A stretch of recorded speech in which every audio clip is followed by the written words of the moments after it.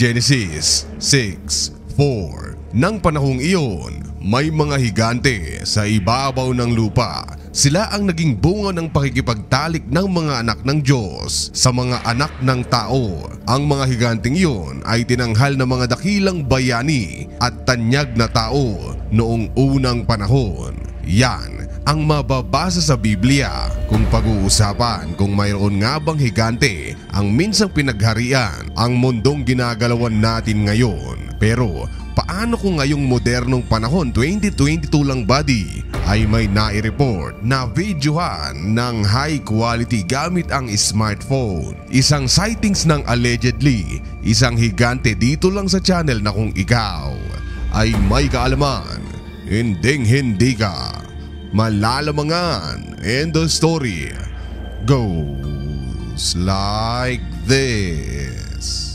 Magsisimula ang ating kwento sa isang tao na may pangalang Andrew Dawson. Madalas siyang nag-upload sa isang short video sharing site na nagsisimula sa Tik. Ang account niya ay may pangalang @AndyCap. Dito sa kanyang account ay madalas siyang nag-upload ng iba't iba niyang mga ganap sa buhay.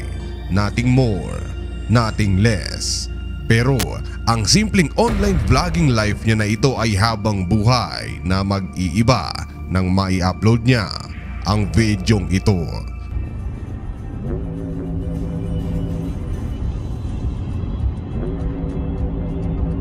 What is it? It's a person, dude. No, seriously, pull over, pull over.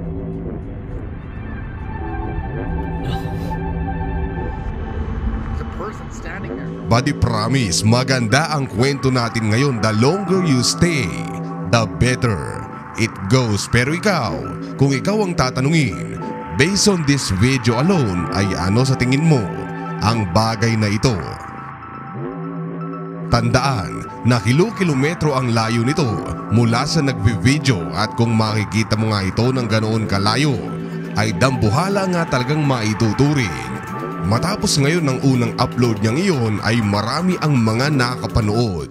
Unti-unti na itong nagva-viral. Marami ang mga nag-comment at nagsabi na tower lamang iyon o gusali na inilagay sa itaas ng bundok. Naisip ngayon ni Dawson na baka tama nga yung mga comments. Ginawa ngayon ni Dawson ang kanyang assignment. Nagsimula siyang magtatanong-tanong sa mga residente sa paligid kung saan niya nakita ang bagay na iyon. Doon, nalaman niyang ang bagay o nilalang na iyon ay paminsan-minsang lumilitaw at paminsan-minsan din namang nawawala. Ito pa ngayon ang nagpalakas pa sa kutob ni Dawson na ito nga ay isang higante na gumagalaw palipat-lipat ng lugar, at sakto naman na noong dumaan siya ay kanyang na-videohan.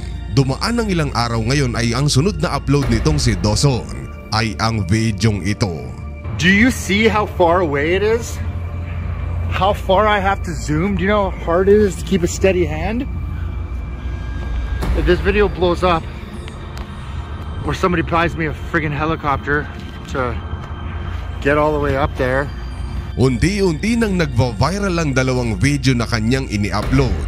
Yung mga taong nakapanood ay nagde-demand na puntahan ni Dawson yung lugar at lumapit dito. Videohan daw ulit at i-upload sa internet para malaman nating lahat kung ano nga ba talaga yung bagay na iyon. At buddy, dito sa susunod na videong ipapakita ko sa inyo ay tsak, kikilitin na ito sa inyong mga imahinasyon. Yeah, I'm gonna use this as a tripod to try to keep it steady for you guys. And it's not even there anymore too. That's where it was yesterday. Kung iisipin na kung isa nga lamang itong tower ay bakit noong bumalik siya ay bigla na itong nawala. Nakapagtataka. At heto na nga buddy, our story will even get better dahil I just got stopped by like some CIA agent saying I said it's a public area, like a public park or whatever. Some local told me to take this path. I didn't get it on camera, but I'm going to go again tomorrow and be prepared to be filming right now because he stopped the vehicle. His truck was blocking it. Said some big environmental issue was going on. I don't get it. It was awkward, but I'm going back again tomorrow to see if he's not there. But if he is there, I will keep a camera. I will film, because the only angle I can get that I found today is the one I just posted earlier, and there wasn't even anything there.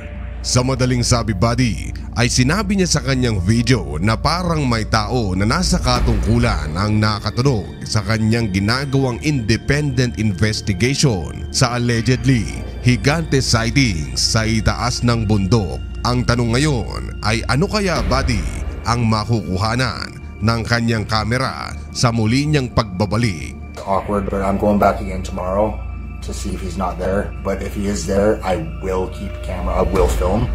Kinabukasan, bago lumarga papunta sa sinasabing higante, ay nakakita siya ng mala UFO na bagay tulad nito.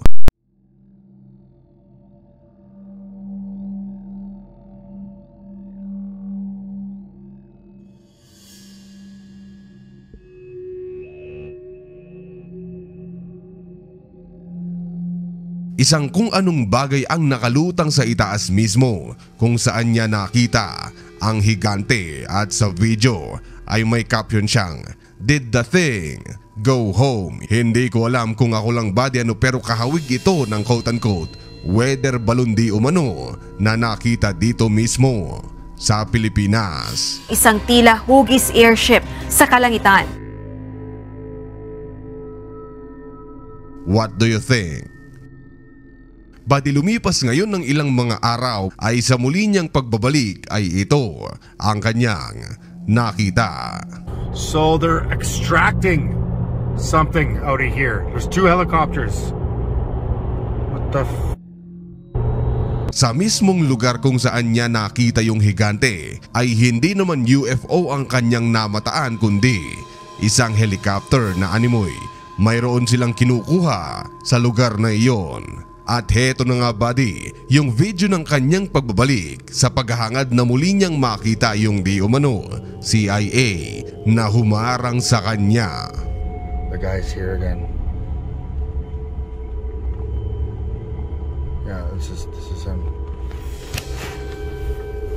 What's going on? Road's closed. Turn around. Really? Yeah, man. Just turn around, please. Okay. Have a good night, man. Matapos ang engkwentrong iyon ay muli siyang umuwi ng bahay, walang natamong kung anong galos. Pero gabi noon lumipas ang isang araw ay... What's going on?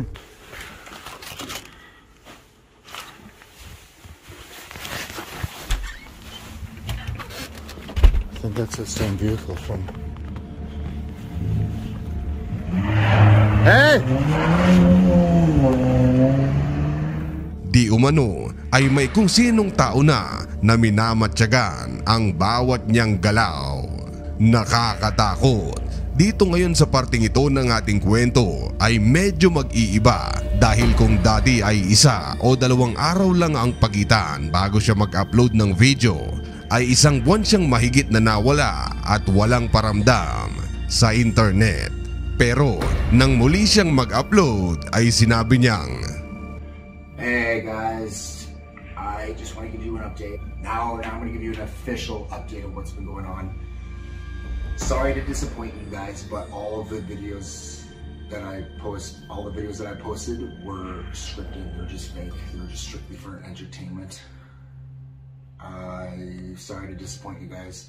I just needed to give you a quick update. Sinabi niya na peke, pineke niya lamang di umano ang lahat. Pero buddy, sa videong ito ay kung titingnang maigi, susuriin nating maigi aaralin ang kanyang mga body language ay habang sinasabi ang mga katagang lumalabas sa kanyang bibig ay tila takot na takot itong si Dawson. At kung titingnan mo rin na may tinitingnang bagay o tao na out of frame sa video at tila chinecheck kung tama ba yung kanyang mga sinasabi. Kinikilabutan ako, buddy. Nakakatakot ang vibes na dala nito sa akin. So, case closed na tayo. Kung tutuusin di umano, pineke lamang ni Dawson ang lahat. Siya na mismo, sa kanya na mismo nang galing na peke lamang ang lahat. Pero that is not the case dahil isang linggong mahigit matapos niyang aminin na peke lamang ang lahat ay muli siyang nag-upload. You might not see me post ever again. My videos weren't fake. Animoy, sa video ay takot na takot at hindi mapalagay itong si Dawson. Ngayon, ang pinakahuling upload ni Dawson sa buong alien o higante encounter na ito ay ang videong ito, buddy.